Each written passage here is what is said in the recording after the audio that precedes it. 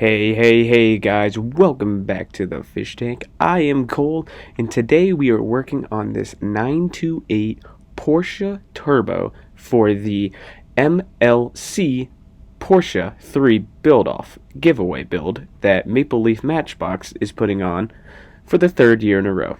So as you guys know, last year I did not take part in this, but this year I did have a little time over spring break, and this is the car that I'm going with. It is a Hot Wheels Porsche 928, and it's a little beat up, but overall, it's a pretty good car to start with, and I'm excited to see what we're going to do with it. This car, we had a little bit of confusion on what we were going to do with it, but in the end, I think it turned out great. Let's jump into it, guys. I hope you enjoy.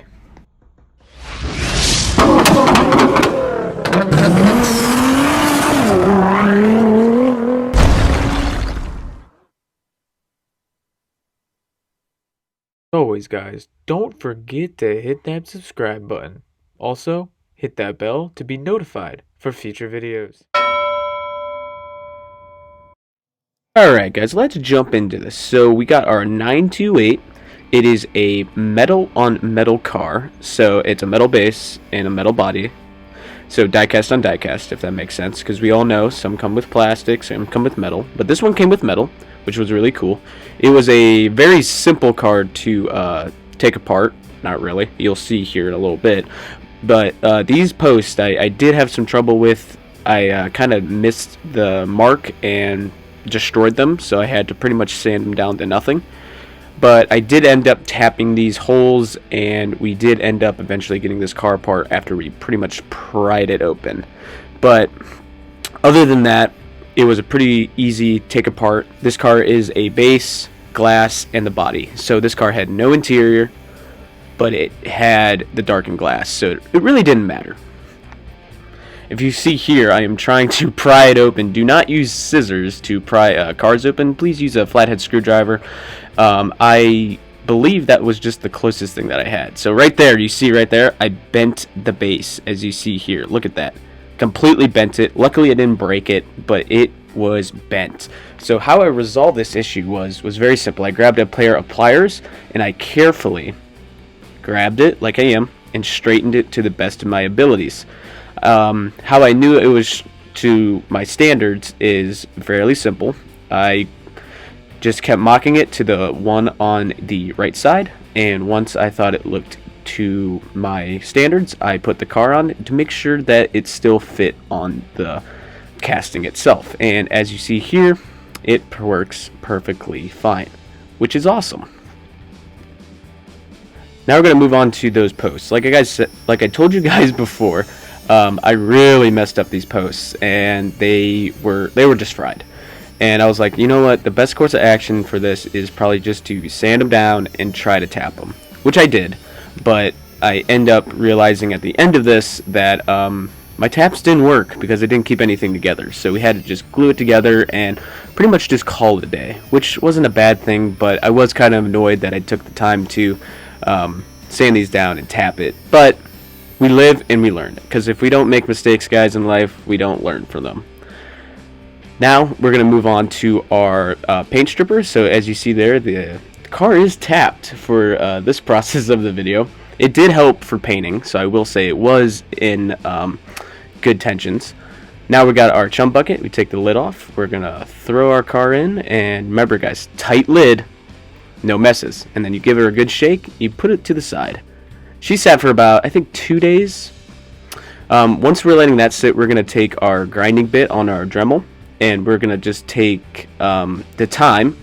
This does work, and just take the time to grind it down, and your wheels will eventually come off. You just got to be patient and just let the Dremel tool do its job. If you do that, guys, you'll be super happy, and it just works out better. It's because if you try to grind these off, you'll probably mess up the groove, and it just won't look right for the new wheels. One side will lift up, the other side will be lower, and the whole thing will be a mess. I learned from my mistakes before, and I just wanted to pass on that information to you guys.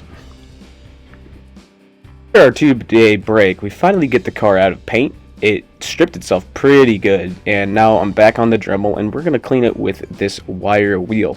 I believe I did have a bit of a disaster here. I didn't tighten my wire brush that tight, and it started to fling out when I started speeding it up, and it got very scary because my fear is I'm going to hit myself in the eye with this freaking thing. As you can see there, it's moving, and I just had to stop before it was going to make a disaster because once upon a time, one of them did fly out. So make sure you tighten them. Again, I didn't tighten it, but I thought it was tight, and I switched my bit. But this bit worked a little bit better, and believe it or not, this car took a long time to clean up. It was polished with the wheel, and then I had to grind it, some of it down, and then polish it again. It took forever, but it was worth it.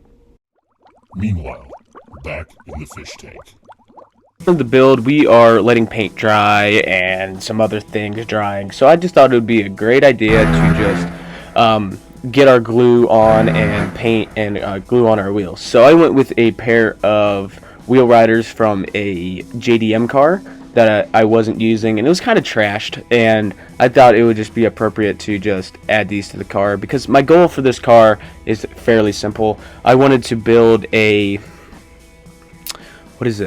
I wanted to build a backyard car, so like someone that did all the work themselves. You know, they rebuilt it, they put new lights on it, they put custom wheels on it, they put stickers on it, they used spray paint for the paint job. You know, just something it's built to their standards and someone who will enjoy it the way it is. It doesn't have to have a $10,000 paint job, it doesn't have to have $5,000 rims, it doesn't have to have the $20,000 motor. It's just there. It's built to how they want it, and it works perfect. So that's my overall idea for this car, and I think I really pulled it off. The direction I went with paint was this rattle red. It was like this pink red, which I saw on my paint shelf, and I thought this would be an interesting color to try. It was very glossy, but it is kind of spotty in spots, so it's glossy in spots and then it's kind of faded in spots. But honestly, like what I was saying, that was kind of the look I was going for. If you look closely, you can see I'm doing the details on the lights. So I had to do a lot of research on these cars because there's a couple of variations, if I'm remembering correctly. Like there was some that were different overseas than there was in America.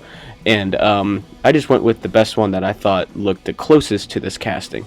So we did these extra, I think they were fog lights, and then we also did the turn signals. Also, we did on the bottom, if you see the grill there, I also painted that in black, which was very touchy, but it turned out great. So I thought it was awesome. For this build finally came to me after I added some decals to the glass because I thought it looked pretty plain. So what I did was I added some rear decals to the rear, you see there, an American flag on the side, and then obviously we put a Cuda's on the front just because get your name out there, you know. But that looks really cool, and it was really simple, just a small little detail. So now I'm just going to show you what I did. So there's the grill, like I was telling you, with the detailed lights. They look really, really good. We did do the rear lights. I added a sticker license plate, which is very, very cool. Now we're going to move on to the wheels. Like I said, we used those JDM wheels that were glued in, and they look very, very good. And they, believe it or not, fit the car perfect. I also added some exhaust because the more the detail, the better. And then lastly, the glass. And we just talked about that a minute ago, but that's like one of my favorite parts for the car. The car isn't fully done because I started it and I thought it just didn't have enough, but when the final reveal comes, you'll see what I'm talking about. So this is what we started with, guys. This was the 928 Turbo Porsche from Hot Wheels. It was really beat up. It needed some work, some new paint, and then just a little love. And overall, I believe we gave it a lot of love. Guys, I wanted to state that this car will be given away within the next week after we let this settle and get some views, and we'll give it away, and I'll make sure to get it out to you as soon as possible. Alright guys, let's go see our final result. So this is our final result, guys. We did everything as you saw in the video. New exhaust, license plate, decals, details were done, new wheels, and a fresh coat of paint. We also added some decals on the side. If you can see there, it says Goodyear. I thought it was just a cool little touch. And we also added more logos and stuff on the hood. guys, I hope you enjoyed this video. This was a very cool opportunity as always, and I am grateful that I'm able to be a part of this, and I hope you guys enjoyed. Thank you very much, and I will see you within the week for the giveaway. Bye, guys. For the final portion of this video, guys, I wanted to thank Andy over at Maple Leaps Customs for putting on this giveaway once again. I think it's a cool opportunity that all of us builders have to build a cool car, Porsche, his favorite car, and share it with other builders and people who enjoy our videos. I wanted to thank him for giving me the opportunity to be a part of this once again. It was really fun. I had a lot of thinking to do when I was coming to this, so I was very grateful that I was able to take part in this. So I wanted to say thank you. And lastly, guys, I wanted to state I will be doing a drawing video probably Wednesday or Thursday, and we'll post it Friday, of the winner. So remember, comment down below. I want you guys to put Porsche, just hashtag Porsche, and you'll have a chance to win the car.